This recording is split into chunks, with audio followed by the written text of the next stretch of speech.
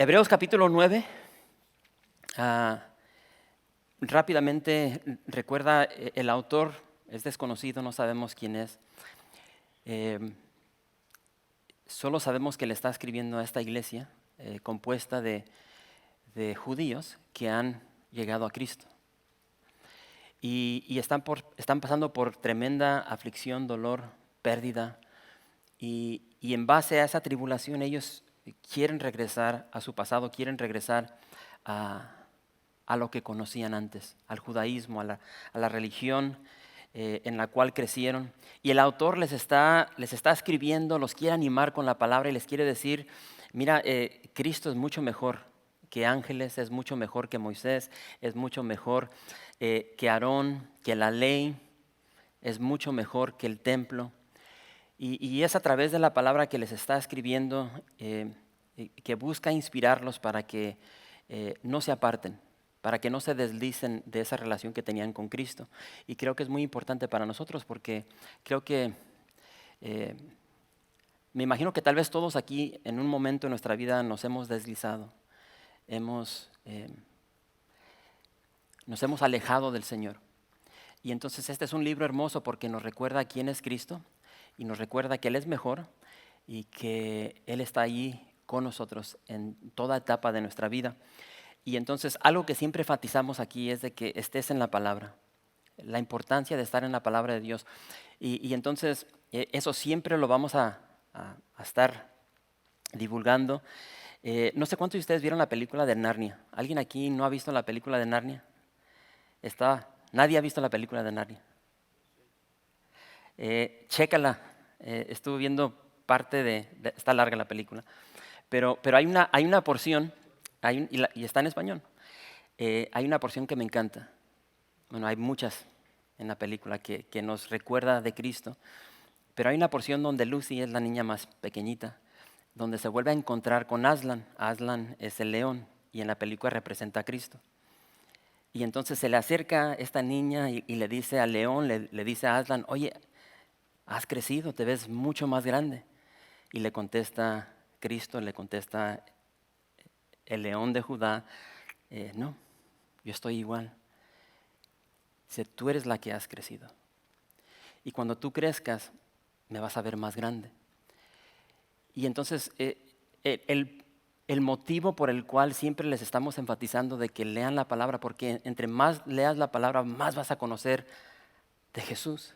Y entre más conoces de Jesús, lo vas a ver mucho más grande, mucho más grande. Y entonces hemos visto a través de este libro de cómo el autor nos ha mostrado cómo Cristo es mejor. Mejor que ángeles, que Moisés, que la ley, que el templo, es mucho mejor. Y entonces continuamos y vamos a ver en esta noche de que Jesús, como nuestro gran sumo sacerdote, no solamente es nuestro gran sumo sacerdote, pero también es el sacrificio. Y su sacrificio es mucho mejor que cualquier animal. Por tanto, Hebreos capítulo 9, verso 1 al 5. Y dice así la palabra del Señor. Dice, ahora bien, aún el primer pacto tenía ordenanzas de culto y un santuario terrenal, porque el tabernáculo estaba dispuesto así. En la primera parte, llamada el lugar santo, estaban el candelabro, la mesa de los panes de la proposición. Tras el segundo velo estaba la parte del tabernáculo llamada el lugar santísimo, el cual tenía un incensario de oro y el arca del pacto cubierta de oro por todas partes, en la que estaba una urna de oro que contenía el maná, la vara de Aarón que reverdeció y las tablas del pacto, y sobre ella los querubines de gloria que cubrían el propiciatorio, de las cuales cosas no se puede ahora hablar en detalle. Y nos detenemos aquí. Lo que tienes que recordar, y siempre lo digo, no, es muy importante el contexto. Muchas veces leemos la palabra de Dios y la queremos rápidamente aplicar a nosotros sin aplicarla primero en el contexto de dónde y a quién fue escrita. Entonces recuerda que esta carta es escrita a judíos. El tabernáculo para los judíos era el centro de su vida. De hecho, tú puedes checar, tal vez en tu Biblia, si tiene mapitas atrás, puedes checar y te vas a dar cuenta de que el tabernáculo estaba en el centro del pueblo de Israel. Si esta mesa era el tabernáculo, tenías 3 tribus a mi izquierda, derecha, enfrente y atrás. Y entonces curioso porque si tú ves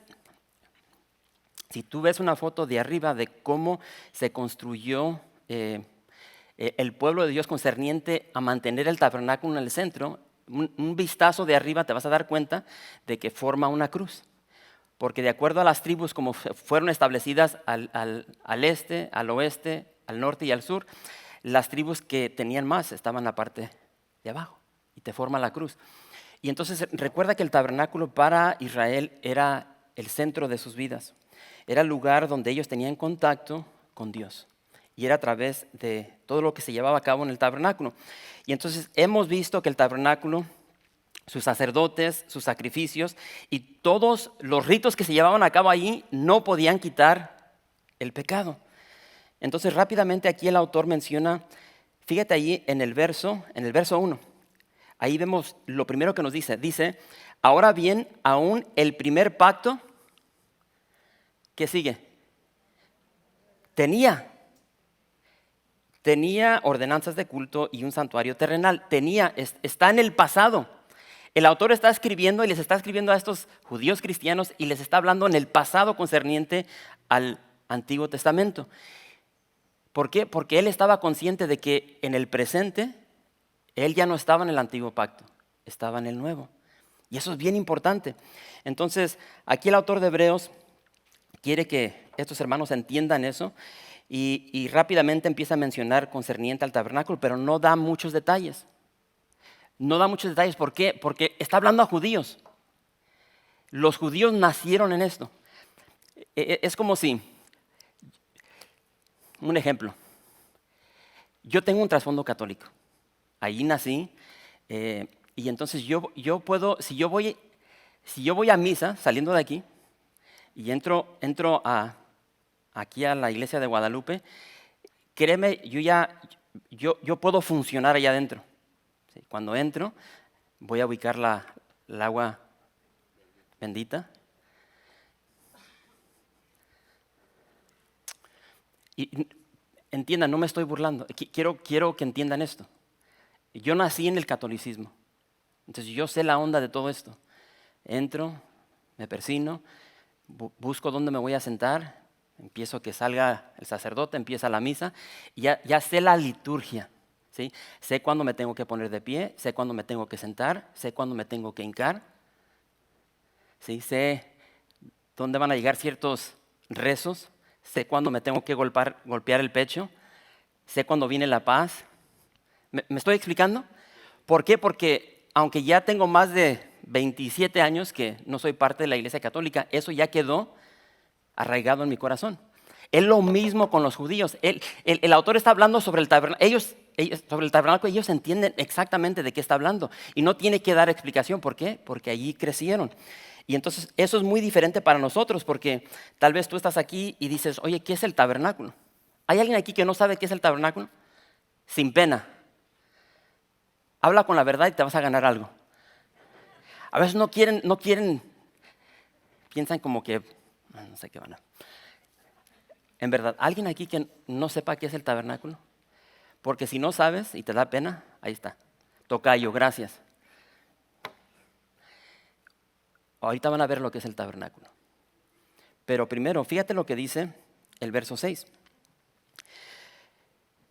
Dice, y así dispuestas estas cosas, en la primera parte del tabernáculo entran los sacerdotes continuamente para cumplir los oficios del culto. Pero en la segunda parte, solo el sumo sacerdote una vez al año, no sin sangre, la cual ofrece por sí mismo y por los pecados de ignorancia del pueblo. Y entonces, si no sabes, y te dio pena alzar la mano y no sabes qué es el tabernáculo, checa esto.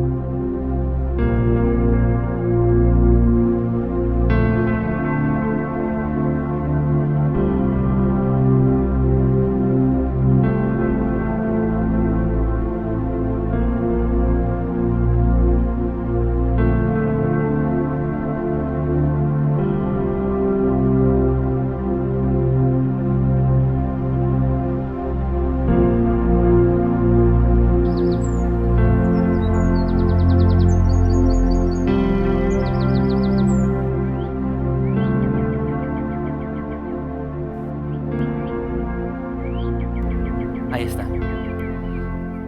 Increíble, ¿no? Ahora saben lo que es el tabernáculo.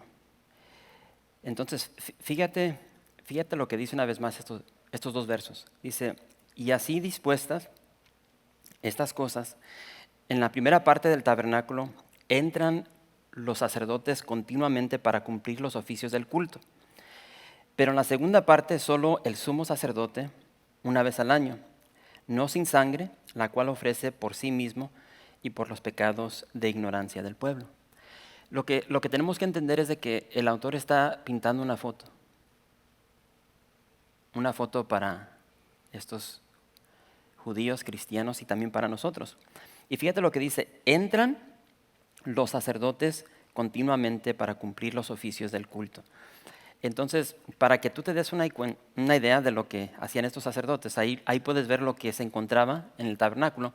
Tenemos dos fotos. La primera, esta. Ahí tienes una foto de lo que era el tabernáculo. Entiende de que cuando estuvieron en el desierto, constantemente se estaban moviendo. Entonces, este tabernáculo es móvil. O sea, lo podían desarmar y se iban. Cuando Dios les guiaba con el fuego, seguían. Entonces tenían que levantar todo, vámonos, y seguían al Señor a donde los guiaba. Y donde se detenía, ahí se detenían y armaban el tabernáculo. Entonces, como puedes ver, tiene una medida de 150 pies de largo, está grandísimo. Y entonces, lo que quiero que vean aquí es, los únicos que entraban a este lugar eran los sacerdotes. Ahí te está pintando algo.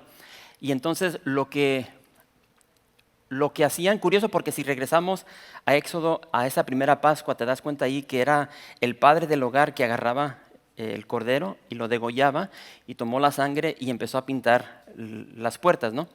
Los dinteles. Pero llegó a un determinado tiempo, no sé cuándo sucedió esto, donde ya el padre de familia dejó de hacer esto. El que comenzó a hacerlo fueron los sacerdotes. Y entonces los sacerdotes, aquí tienen la puerta, la entrada, y cuando tú entras, lo primero que te vas a encontrar es el altar. Y aquí en este altar de bronce era donde sacrificaban los animales. Y entonces, si nos podemos brincar a la otra, a la que sigue, no. Vamos a regresarnos. A la otra, a la primera, sorry. Y entonces, lo que hacían los sacerdotes era, bueno, si les doy todos estos detalles, vamos a estar aquí el resto del servicio y no vamos a terminar el mensaje. Entiéndolo de esta manera.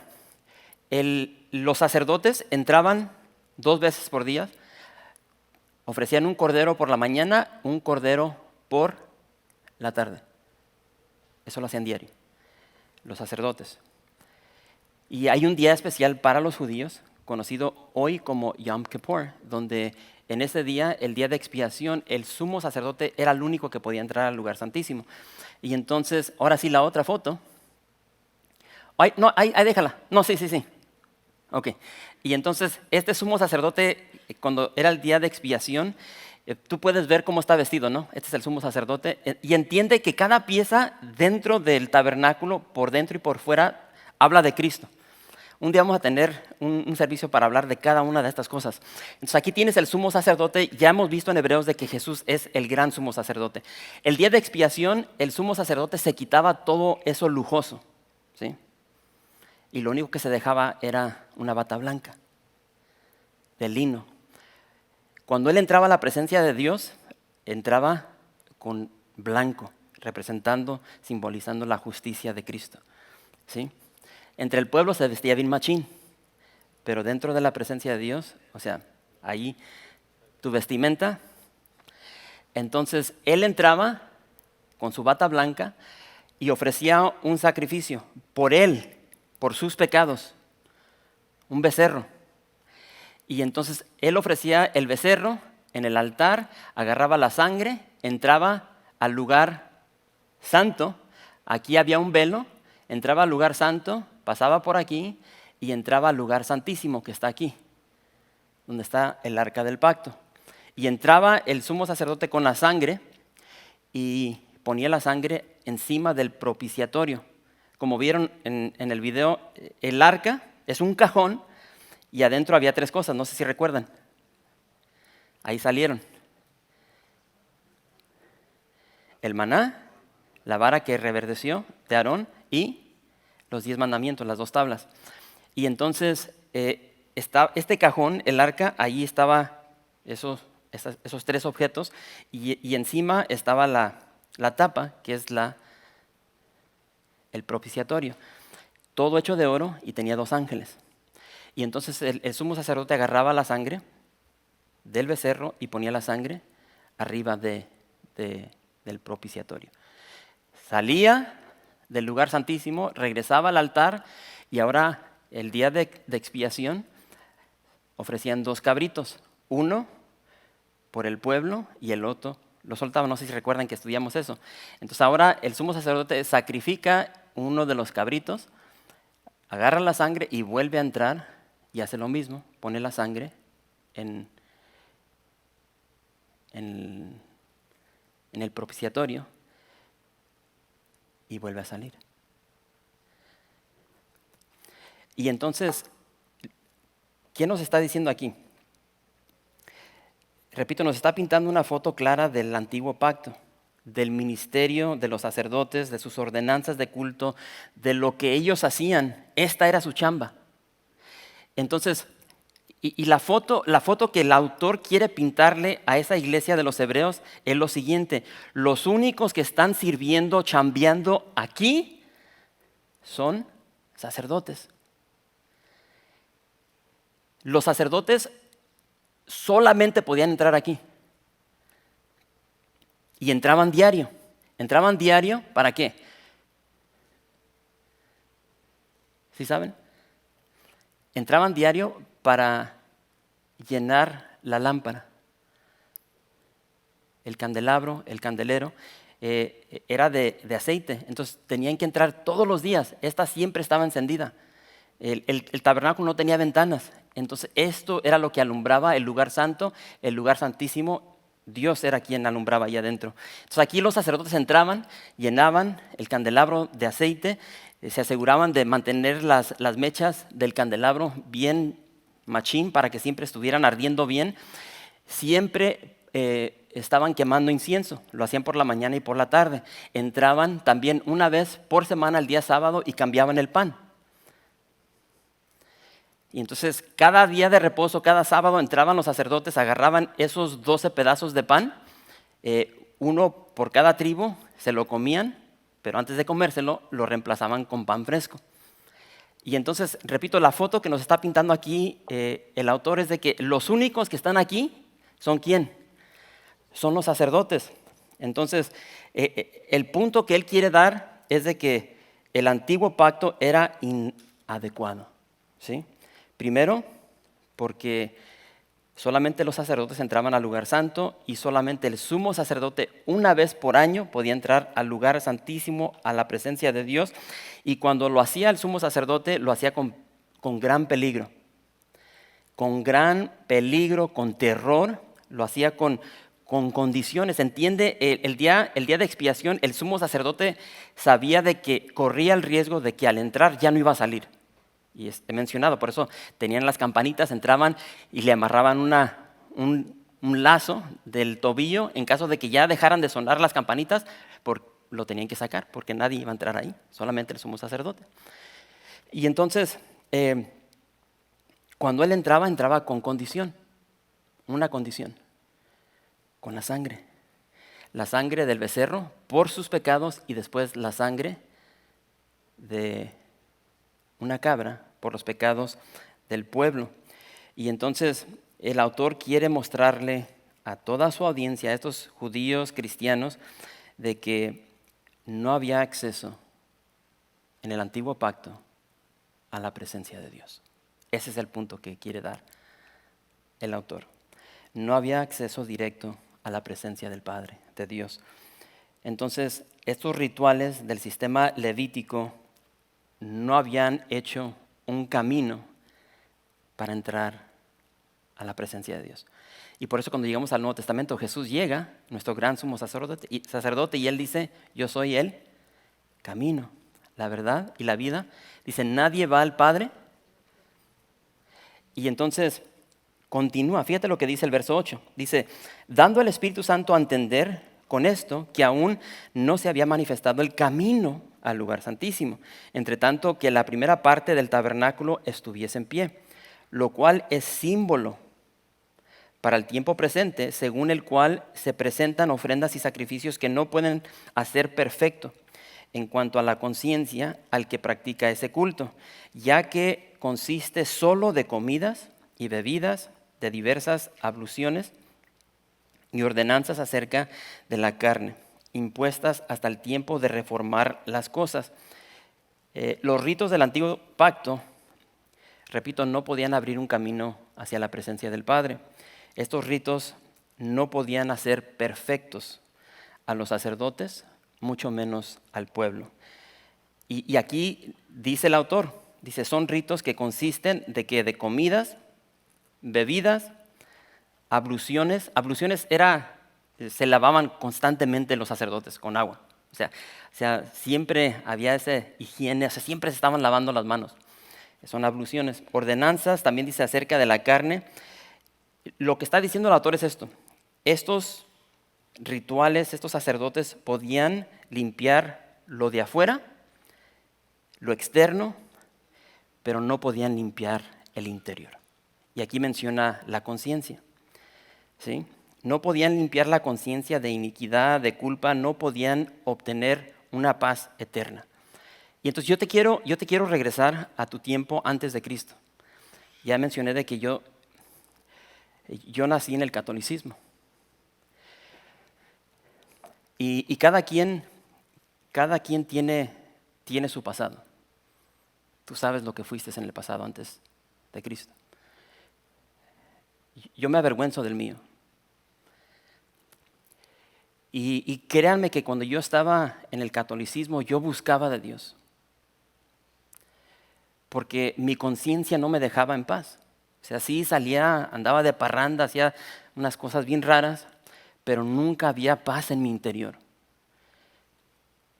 Yo recuerdo cuando iba a México, tenía un primo que estudió para sacerdote, lamentablemente no pudo ejercer eso. ¿Por qué? Porque le daban ataques.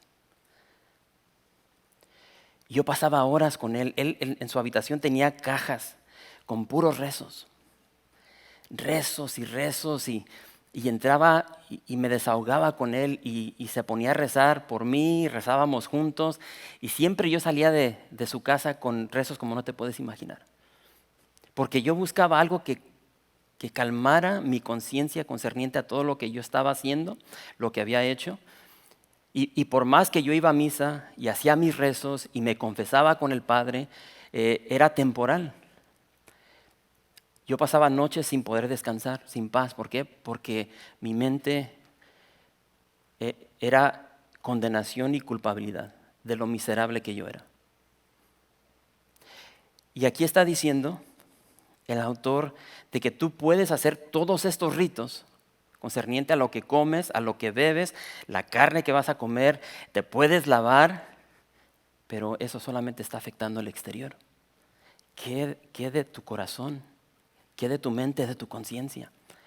Y entonces tal vez estás aquí y dices, oye, entonces, ¿cuál es el propósito? ¿Cuál fue el propósito de la ley? Porque entiende, Dios fue quien dio esto. Dios le dijo a Moisés, mira, quiero que hagas el tabernáculo y quiero que lo hagas así. Eso lo vimos la semana pasada. Y es una excelente pregunta. Y fíjate lo que dice Pablo. Gálatas capítulo 3, lo vas a ver en pantalla. Dice, de manera que la ley ha sido nuestro ayo, nuestro tutor, nuestro maestro. ¿Para qué? ¿Con qué fin? Para llevarnos a Cristo, a fin de que fuésemos justificados por la fe. El único propósito de la ley era hacernos ver de que éramos pecadores y necesitábamos un Salvador. Y si tú ves el tabernáculo, cada pieza del tabernáculo simboliza a Cristo. El candelabro, Jesús dijo, yo soy la luz del mundo. Curioso porque no podemos hablar detalladamente sobre todo esto, pero muchos dicen que también simboliza a Cristo como la vid, porque esa pieza del candelabro es una sola pieza. Hasta el día de hoy, o sea, científicos dicen, no manches, o sea, ¿cómo hicieron esto? Porque es una sola pieza, no es una pieza la principal y después le conectaron. No, es una sola pieza y la martillaron de puro oro. Entonces, muchos dicen que es Jesús cuando dice, yo soy la vid y ustedes son los pámpanos, porque tienes la pieza principal y luego tiene 3 ramas en cada lado. Jesús dijo, yo soy la vid, ustedes son los pámpanos. Si permanecen en mí, ya conocen. Tienes la mesa de los panes. Jesús dijo, yo soy el pan de vida. Tienes el altar del incienso que simboliza las oraciones. Cuando oramos, ¿en qué nombre oramos? En el nombre de Jesús. Pero deja de eso, representa a Cristo porque es a través de Cristo que entramos al lugar santísimo, es a través de Cristo que entramos a la presencia de Dios, del Padre. El altar afuera, donde quemaban los cuerpos de los sacrificios, representa la cruz, donde Cristo fue crucificado. El lavado, donde iban y se lavaban, Jesús es quien nos limpia. El tabernáculo en sí, o sea, por fuera estaba, o sea, no voy a decir horrible, pero no estaba bello. ¿Sí? Estaba hecho de telas de cabra, de tejones, de delfines. Y aún eso representa a Cristo. ¿Por qué? Porque si te vas a Isaías 53, ahí dice que en Jesús no había hermosura, no había parecer en Él, para que nadie lo deseara. Entonces podemos continuar concerniente a todo lo que es el tabernáculo. Lo que quiero que entendamos era de que todo esto, concerniente a la ley, concerniente al tabernáculo, era una foto, era una parábola, era una sombra de algo mejor que iba a venir. Y eso mejor era Cristo. Entonces, todos los rituales de la ley permanecieron hasta el tiempo que llega Jesús a reformar todas las cosas y establece un sistema mucho mejor. Y vimos un poco sobre eso la semana pasada. Y entonces, repito, todo era una sombra de ese gran sumo sacerdote que iba a venir y que con su muerte iba a limpiar no solamente el exterior, iba a limpiar nuestro interior. ¿Por qué? Porque, ¿qué fue lo que le dijo Jesús a Nicodemo? De cierto te digo, que si no naces de nuevo, brother, no vas a entrar al reino de los cielos. Entonces tenemos que nacer de nuevo. ¿Cómo un hombre ya de 50 años puede nacer de nuevo? ¿Sí? Nicodemo dijo, ya estoy ruquito. O sea, ¿cómo un hombre de mi edad puede entrar una vez más al vientre de su madre y volver a nacer? ¿Qué le dice? ¿Eres maestro de la nación y no entiendes estas cosas? Cristo ha introducido algo mejor, el mejor periodo del Nuevo Testamento, y lo hizo ¿con qué? Con su pesebre y con su cruz. Ya no hay necesidad de tabernáculos, de rituales. ¿Por qué? Porque Cristo está aquí con nosotros. Y fíjate lo que dice el verso 11. Dice, pero estando ya presente Cristo, eso es oro, ¿sí? Pero estando ya presente Cristo, sumo sacerdote de los bienes venideros, por el más amplio y más perfecto tabernáculo, no hecho de manos, es decir, no de esta creación, y no por sangre de machos cabríos ni de becerros, sino por su propia sangre. Entró una vez para siempre en el lugar santísimo, habiendo obtenido eterna redención. Porque si la sangre de los toros y de los machos cabríos y las cenizas de la becerra rociadas a los inmundos santifican para la purificación de la carne, ¿cuánto más la sangre de Cristo, el cual, mediante el Espíritu eterno, se ofreció a sí mismo sin mancha a Dios, limpiará vuestras conciencias de obras muertas para que sirváis al Dios vivo? Pero ahora Cristo, estando presente, es quien hace la diferencia. Esos pero Dios, en la palabra de Dios, son gloriosos. Pero ahora Cristo. Cristo es el gran sumo sacerdote a quien le debemos todos los bienes que han llegado a nuestras vidas. El autor dice, antes estaba el santuario, y dice terrenal. Y en ese santuario terrenal, lo hemos visto, solamente entraban sacerdotes. Y al lugar más glorioso, al lugar santísimo, solamente entraba el sumo sacerdote una vez por año. Pero dice, ahora el nuevo, dice, es más amplio y más perfecto. ¿Por qué? Porque ahora nosotros podemos entrar. Ahora nosotros podemos entrar en Cristo. ¿Por qué? Porque ahora en Cristo somos linaje escogido, real, sacerdocio. Todo esto proviene de Cristo. Este nuevo tabernáculo, el cielo, donde se encuentra en este momento Cristo, es de origen divino, no de esta creación. Es eterno, no temporal, es celestial, no terrenal. El antiguo pacto consistía de ritos, de ordenanzas. El nuevo no consiste de obligaciones que tienes que cumplir. ¿Por qué? Porque Cristo ya vino y cumplió la ley. Cristo vino y vivió la vida perfecta que tú y yo jamás podremos vivir. Jesús es el Cordero de Dios. Es el perfecto. Y por eso dice en el verso 14, al final, dice, se ofreció a sí mismo, ¿cómo? Sin mancha a Dios. Ya no hay necesidad de seguir repitiendo estos sacrificios. ¿Entiende? Estos sacrificios se llevaron a cabo día tras día, mes tras mes, año tras año. Imagínate cuánta sangre se derramó.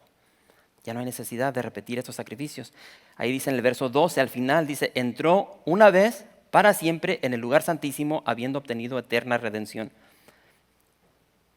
Y entonces, no olvidemos, o sea, es fácil abrazar todo esto, pero olvidar el contexto.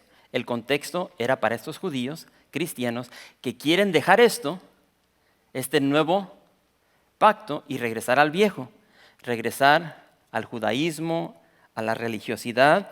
Y el autor les está implorando, oye, ¿qué onda? ¿Por qué quieren regresar a eso? ¿Por qué regresar a ritos? ¿Por qué regresar a regulaciones? Cuando la obra de salvación ha sido completada por Cristo. Él ya terminó la obra.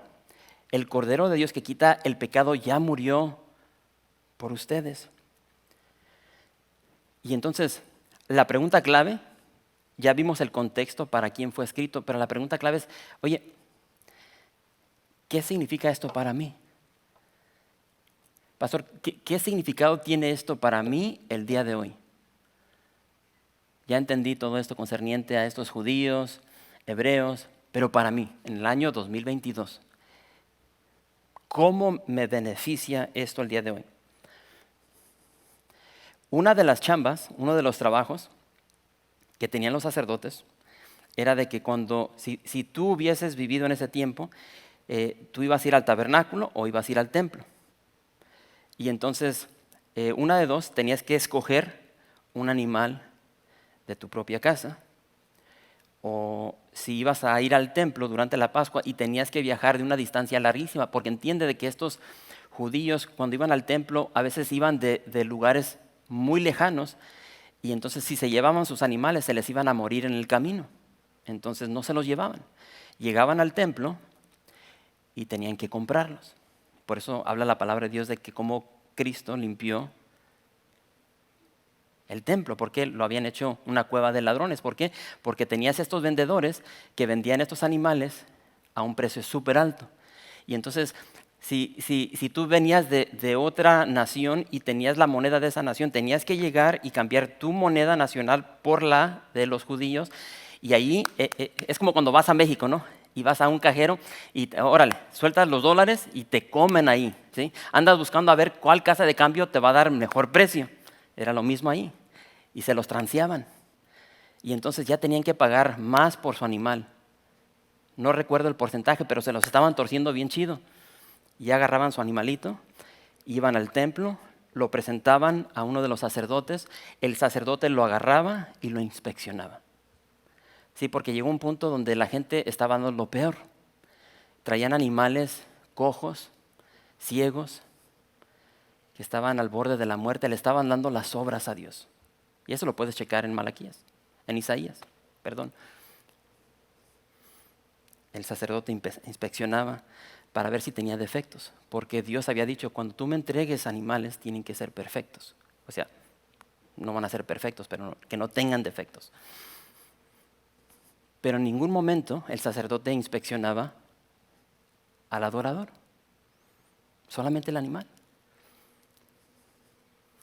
Y si lees el libro de Mateo, te das cuenta de que antes de que Cristo fue crucificado, sacrificado, por 3 días Él va al templo y lo están examinando. ¿Sí? Todos los religiosos lo están examinando, quieren encontrar un defecto en el Cordero de Dios, en Él. Después de 3 días no encuentran absolutamente nada. Y entonces, quiero recordarte de que el enemigo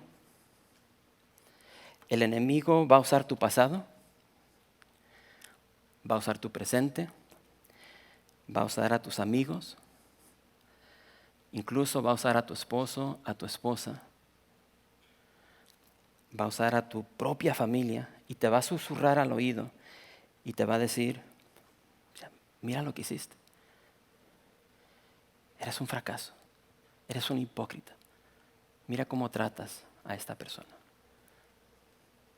Dices ser cristiano, mira lo que estás haciendo. Mira lo que salió de tu boca, mira esas palabrotas. Mira lo que estás viendo. Mira cómo tratas a tus hijos, a tu esposa, a tu esposo. Y va a estar ahí el enemigo susurrándote hasta de lo que te vas a morir. Y pones atención a la voz de la serpiente. Y va a continuar. Dices que eres cristiano. ¿A poco así vas a ir a la iglesia? Así vas a ir a la iglesia y vas a levantar tus manos y vas a saludar a los hermanos como que todo está bien.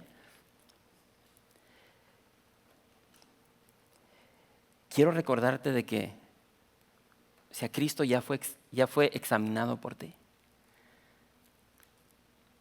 Ya fue examinado por ti. Y las palabras que dijo Poncio Pilato van a susurrar, van a resonar por toda la eternidad. Y cuando trajeron a Cristo, al Cordero de Dios, delante de Pilato, esto fue lo que dijo, lo vas a ver en pantalla. No he hallado en este hombre delito alguno de aquellos de que le acusáis. Repito, porque Él vivió la vida perfecta por ti. En Cristo tenemos la victoria. Ahora en Cristo podemos acercarnos confiadamente al trono de la gracia, al lugar santísimo, para alcanzar misericordia y hallar gracia para el oportuno socorro. La sangre de Cristo va mucho más allá que nuestra piel. La sangre de Cristo produce mucho más que limpieza externa. Ahí dice, el autor dice, limpiará vuestras conciencias de obras muertas para que sirváis al Dios vivo. Para mí, esa paz del interior no llegó hasta que yo le rendí mi vida a Cristo. Y a veces el enemigo me quiere sacar el pasado y recuerdo quién soy en Cristo. Recuerdo el sacrificio de Cristo, su perfección. Porque si ya me conoces una semana, sabes de que constantemente la estoy regando. Mi salvación no depende de mi rendimiento, depende de lo que Cristo ya hizo por mí. Y entonces en Cristo, en nuestro príncipe de paz, su paz lava nuestras conciencias cuando abrazamos su persona, su sacrificio y creemos que por sus llagas fuimos nosotros curados. Es lo que dijo Isaías. Ahora, en respuesta a eso, en gratitud de haber sido buscados, amados, rescatados, libertados, no sé de qué te libertó el Señor a ti, libertados, perdonados y mucho más. Fíjate lo que dice Pablo en Romanos. Presentemos nuestros cuerpos en sacrificio vivo, santo, agradable a Dios, que es vuestro culto racional. Eso es lo correcto. Después de que Dios ha hecho tanto por nosotros, lo correcto es de que presentemos nuestros cuerpos como sacrificio vivo a Él. Tú no puedes servir, no puedes ser siervo si Cristo no es tu Señor. Entonces no te sorprendas si tú no quieres servir. Si ya llevas años en la iglesia y no estás sirviendo, lo más probable es de que no tienes una relación con Cristo y Él no es tu Señor. Porque cuando entiendes lo que Él hizo por ti, cuando Dios envió a su Hijo, cuando Cristo murió una muerte tan cruel por ti para perdonarte y darte vida, lo correcto, lo racional es de que le vamos a entregar nuestra vida en sacrificio vivo a Él. Y es lo que nos está diciendo Pablo. Y entonces me encanta la foto que el apóstol Juan nos pinta en su evangelio. Y fíjate que se me pasó mencionar de que... Quedan 7 minutos, ok. Se me olvidó mencionar de que había mencionado de que cancelamos nuestro viaje a Israel, ya tenemos las nuevas fechas para el próximo año, mayo 2 al 12. Y este lugar donde estaba el tabernáculo, ahí puedes estar tú, Silo. La tumba vacía. Y aquí el apóstol Juan nos pinta una foto tan hermosa. Y dice lo siguiente, Juan 20, verso 12. Dice, y vio a 2 ángeles con vestiduras blancas que estaban sentados, el uno a la cabecera y el otro a los pies, donde el cuerpo de Jesús había sido puesto. Esta es una foto bellísima de nuestro gran sumo sacerdote. Y se me pasó porque iba a poner una foto de la tumba vacía. Cuando tú entras por esa tumba vacía y se cree que este es el lugar, ¿no? Entras a mano derecha, vas a ver una lápida donde se puso el cuerpo de Jesús. Y entonces trata de visualizar a Jesús, está allí sobre esa lápida. Y créeme que la sangre sigue saliendo de su cuerpo y marca esa piedra. Y después cuando llegan las mujeres, entran y dice que ven a 2 ángeles, uno a sus pies y otro en su cabecera. Es una perfecta foto del propiciatorio. Porque recuerda que una vez por año entraba el sumo sacerdote y ponía la sangre arriba del propiciatorio. Ahora vea a Cristo muerto por tus pecados y esos 2 ángeles ahí. Y entonces, si recuerdas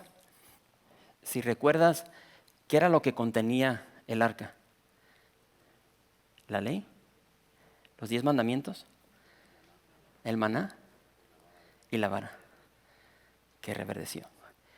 Esto, ahí les va de pilo, ¿no? Porque hay simbolismo detrás de todo esto.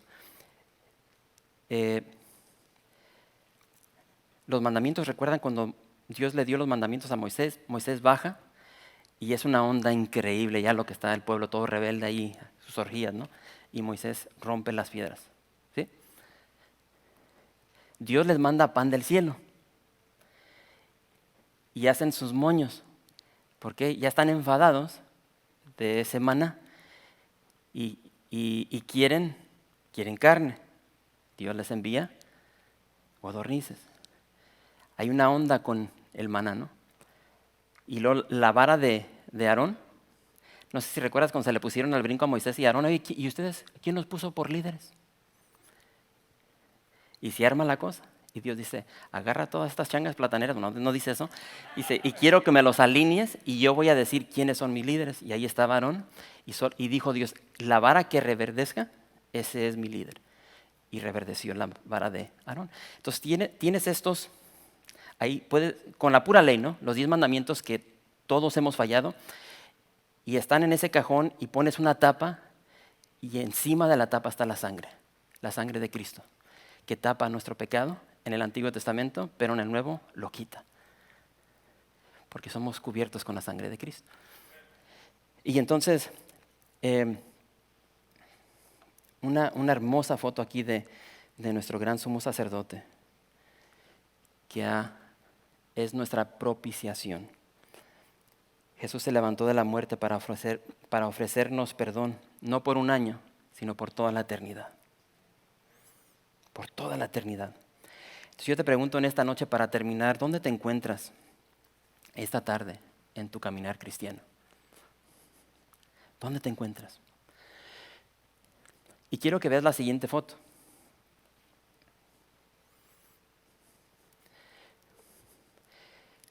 Tal vez tú estás aquí en esta noche y quiero que reflexiones sobre esto.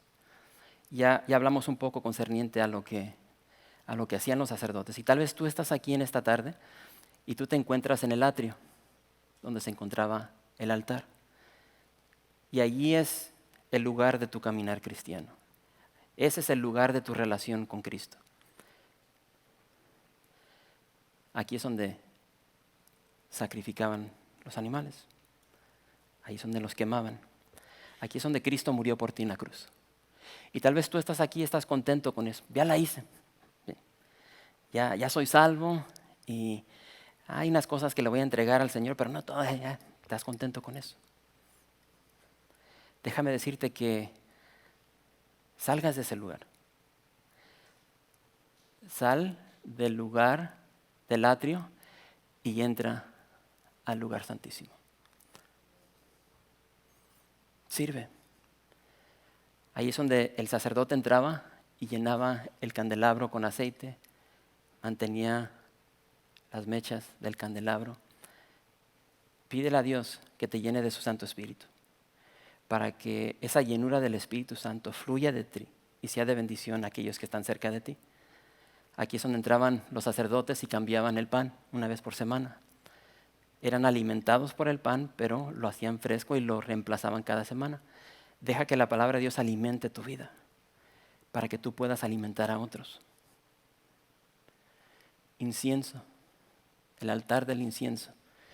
2 veces por día entraba el sacerdote y estaba ardiendo el incienso. Tú puedes orar por personas, ser un intercedor. ¿Dónde te encuentras? El atrio es un lugar de salvación, el lugar santo es un lugar de servicio y la mayoría de las personas están ahí, en el lugar santo. Pero hay un lugar más chido, el lugar santísimo.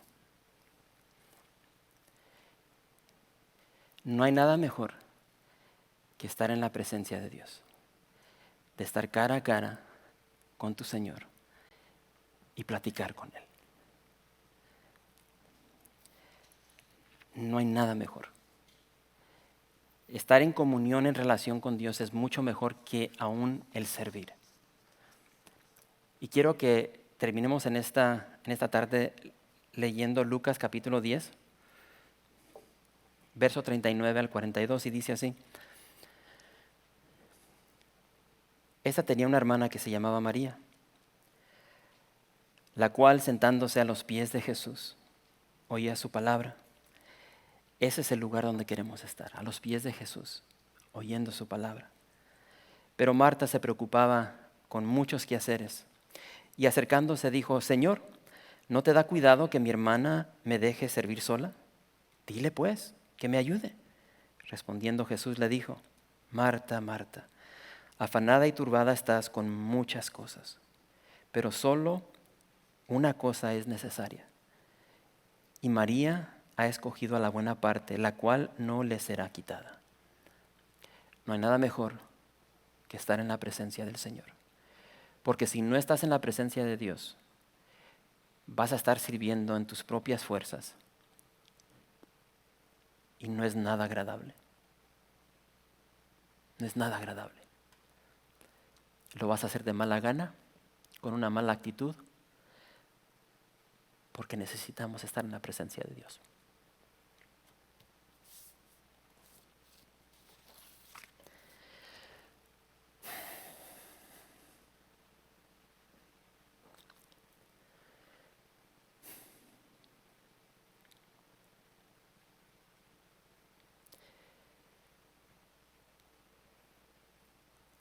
Señor, gracias.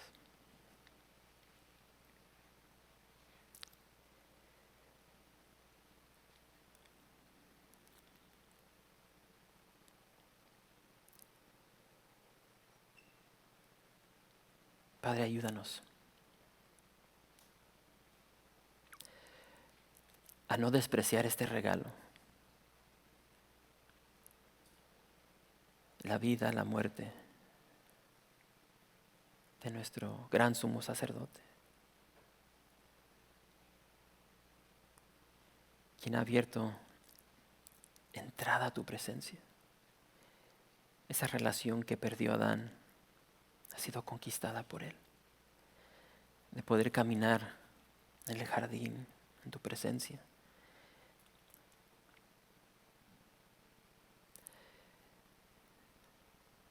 Ayúdanos a despojarnos de las cosas de este mundo y solamente anhelarte a ti. Anhelar estar en tu presencia y deleitarnos ahí.